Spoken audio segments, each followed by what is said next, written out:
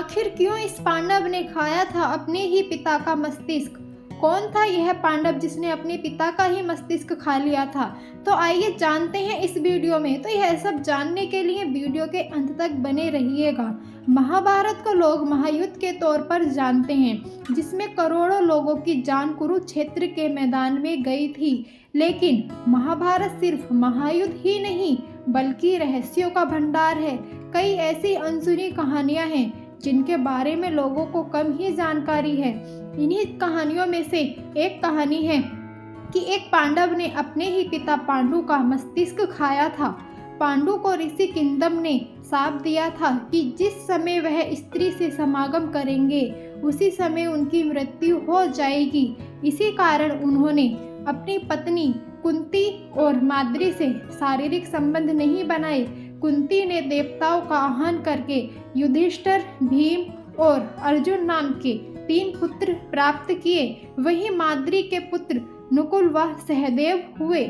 महाभारत की कथा के अनुसार संयम का पालन करने वाले पांडु एक बार अपनी पत्नी मद्री को देखकर काम आसक्त हो गए। जैसे ही पांडु ने माद्री को गले लगाया, उसी क्षण मृत्यु ने उन्हें अपने पास में बांध लिया।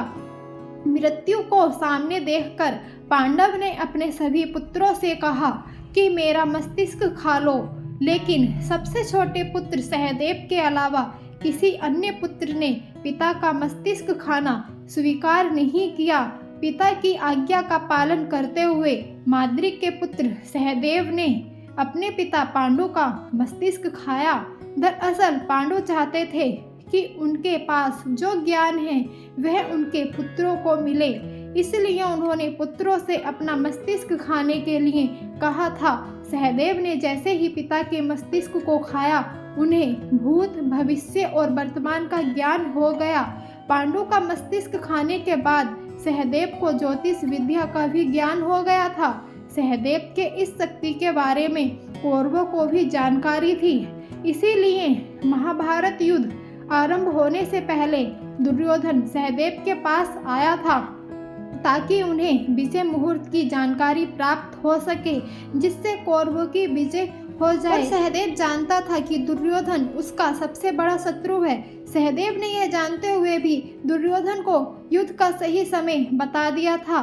तो दोस्तों, आपको यह कहानी कैसी लगी हमें कमेंट में ज़रूर बताना और साथ ही चैनल को सब्सक्राइब जरूर कर लेना। धन्यवाद।